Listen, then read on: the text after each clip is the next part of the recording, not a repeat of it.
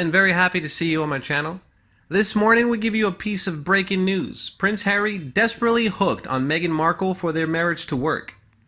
The Duke and Duchess of Sussex are living in Los Angeles following their decision to leave Canada and move to Hollywood after their bombshell January announcement to step down as senior members of the royal family.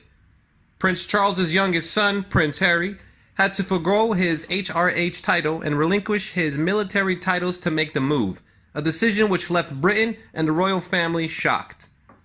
Today on the Daily Star Online, royal author Lady Colin Campbell claims Prince Harry would do anything for Meghan Markle, as the Duke of Sussex is desperately hooked on Meghan and wants his Los Angeles marriage to the Suits actress to work, and those who know him very well are very concerned. In an exclusive interview before the publication of her latest book, Harry and Meghan, The Real Story, she said Prince Harry is desperately hooked on the Duchess of Sussex and is desperate for his relationship to work. Lady Colin Campbell told Daily Star Online, "I think Prince Harry is desperately hooked on Meghan. I think he is desperate for his relationship to work with her. He is desperate to do anything to keep her happy. Remember, this isn't just my opinion, but the opinion of people that know them very well who are very concerned. If Prince Harry had married a less demanding and more accommodating woman, he would still be in the royal family," Lady C claims.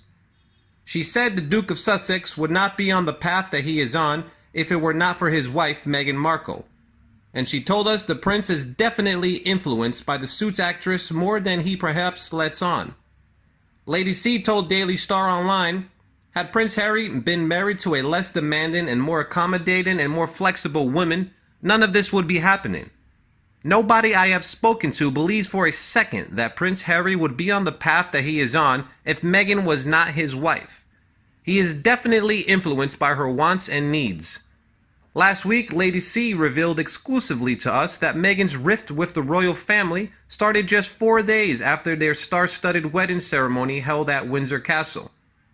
She said she began writing the book as somebody who was positive and invested in Meghan being a success, but felt it was only important to tell the truth.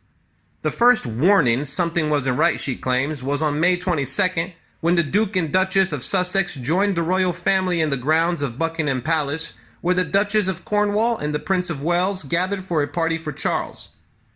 The garden party was thrown to celebrate the work of the prince's charities in the year of Prince Charles's milestone 70th birthday, and newlywed Prince Harry gave a speech. She said it was not a good harbinger. "We were all hoping the information was wrong, but of course it was accurate." Meanwhile, replying to the question, is Meghan Markle a fashion icon? A fan, Janice Cassidy, shared her opinion on the Quora. She said no, Meghan Markle is not a fashion icon, more like a fashion disaster. I can't even bring myself to even call her a duchess. That name in front of a person's given name makes someone sound elegant, reserved, regal, and graceful. None of those words describe Meghan Markle in any way, shape, or form. She has no idea how to dress appropriately for certain occasions, for the RF, or how to dress and wear clothing items that actually fit or look good on her. What I have seen that she wore when she was still acting was a few degrees better than how she dresses now since becoming a royal.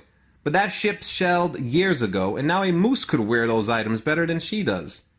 To me, Meghan Markle always looked unkempt, wrinkled, messy, hair sticking out in places or hanging in her face, shoes that don't fit, dresses that look like tents, nothing that fits properly or accentuates her face or shape. I have found 3 categories of styles that she tends to wear the most: Superman capes, private detective dresses, or sailorboat necklines. I will explain these choices to you. She seems to love dresses that have some sort of cape on top of them. Why? If you are going somewhere elegant and it is cold weather, you might need some sort of shawl or wrap over your evening dress to keep you warm until you arrive at your event. Once you get there, however, most women remove that shawl or wrap. Not with Meghan Markle. She keeps that cape thing hanging on the top of the dress and it looks silly and stupid. Why would a designer add a cape to the top of a dress to begin with? Maybe to hide a design flaw or a really ugly dress, but I see no other reason for a cape covering the top part of a dress. Meghan Markle, on the other hand, seems to love this look. She has been photographed wearing a number of these kinds of dresses. From dresses with small capes to the horrendous green cape thing she wore on her last formal royal duty in the UK. That dress was so ugly. She looked like she was playing the Green Hornet in that dress. Maybe that was her way of being a superhero. I had heard that she wanted to act in a superhero film. That evening, she got her wish. She is now the new embodiment of the Green Hornet. The other style that she seems to love and must think she looks good in is the trench coat dress. I think that is the ugliest yet she has worn. She wore them when she first married Harry, then during her pregnancy, and even afterward while she still carried her baby weight. She has worn several of these dresses with the belt fastened high over her still a baby bump, as in the tan trench coat dress she wore when she and Harry first stood for showing Archie to the world and the press. I thought the color tan was awful on her, and the belt tied up over her baby bump made her look heavier than she was. Even when she is down to her usual weight, those dresses do nothing for her figure. She has a strange body alignment. She is boxy shaped with no waist, small breasts, small hips, and fairly thin arms and legs. She wears the trench coat dresses with the belt tight around her midsection, trying to make it look like she has a waist, but she fails miserably. It only makes her look cut off in the middle and squatty through her belly and hip area like a box. The last style I see her wear a lot are boat neck dresses, tops, or formal evening wear. Women usually wear boat neck styles when they think they have pretty necks or collarbones to show off. In Meghan Markle's case, she has neither. She has a scrawny looking neck and hardly any collarbones at all. She does not have a long elegant neck or torso that a woman needs to pull off this kind of style. When you wear that kind of neckline, you usually have to wear a bandeau or strapless bra. This seems to be the bra style that Meghan Markle favors because even when she doesn't need to wear a strapless bra, she does. They show through her clothing, making her breasts look squished in front, cutting off what little cleavage she has, and the bra line showing through her clothing. They also tend to make the wearer look to have back fat, with a roll of fat running under the bra. That back fat line comes from the compression the strapless bra does to a woman's body to stay up. Since it doesn't have straps, it uses underwires and a tight fit around the chest to keep it in place and not slide down. When you have too much compression of the torso, you get a line of fat showing and it is never pretty.